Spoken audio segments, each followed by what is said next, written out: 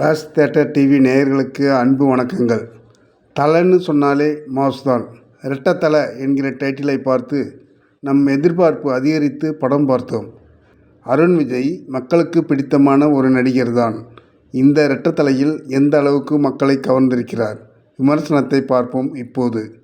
PDG universal Bobby Balachandran தயாரிப்பில் கிரிஷ் திருக்குமரன் இயக்கத்தில் சாம் CS இசையில் வந்திருக்கும் ரெட்டத்தல படத்தில் அருண் விஜய் இரட்டை வேடங்களிலும், வெந்து தணிந்தது காடு படத்தில் நடித்திருந்த சித்தி இதானி ஹீரோயினாகவும் மற்றும் தானியா ரவிச்சந்திரன், யோகிசாமி, ஜான் விஜய், ஹரிஷ் பெராடி, பாலாஜி முருகதாஸ் நடித்திருக்கிறார்கள்.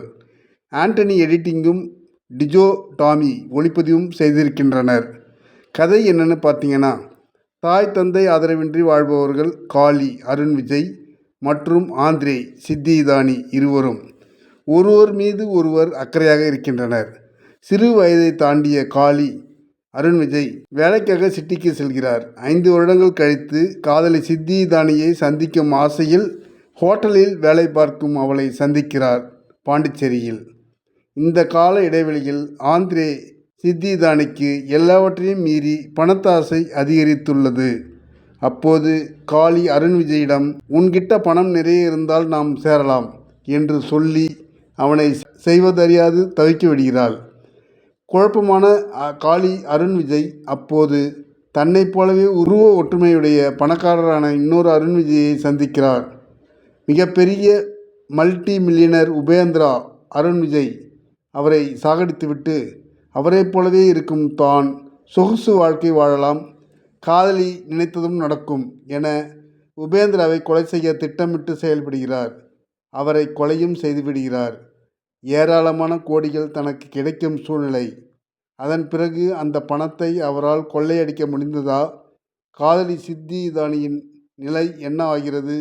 செத்துப்போன உபேந்திராவின் இன்னொரு பக்கம் என்ன என்பது டைரக்டர் கிரீஷ் திருக்குமரன் மீதி கதையாக வைத்திருக்கிறார்.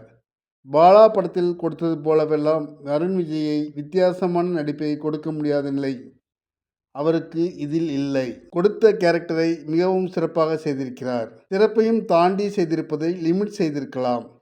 நாயகி பணத்தாசை, அவளது பேக்ரவுண்ட் எதுக்குமே ப்ராப்பர் சீன்ஸ் இல்லை. ஜான் விஜயின் நடிப்பு நமக்கு சலிப்பை தந்தாலும் அவருக்கென்று ரசிகர்கள் இருக்கிறார்கள் என்பது தெரிகிறது.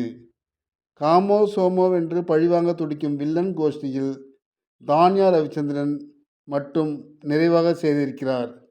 படத்தில் அருண் விஜய் மட்டுமே போல்டாக தெரிகிறார். நன்றி, வணக்கம். எல்லாருக்கும் வணக்கம். நான் தான் மனஸ்வி. ஃப்ளாஷ் தியேட்டர் டிவிக்கு லைக் பண்ணுங்கள், ஷேர் பண்ணுங்கள், சப்ஸ்கிரைப் பண்ணுங்கள், கமெண்ட் பண்ணுங்கள். மறக்காமல் அந்த பெல் ஐக்கானையும் கிளிக் பண்ணிடுங்க. அப்போ தான் உங்களுக்கு நோட்டிஃபிகேஷன்ஸ்லாம் வரும். Thank you all. Bye bye.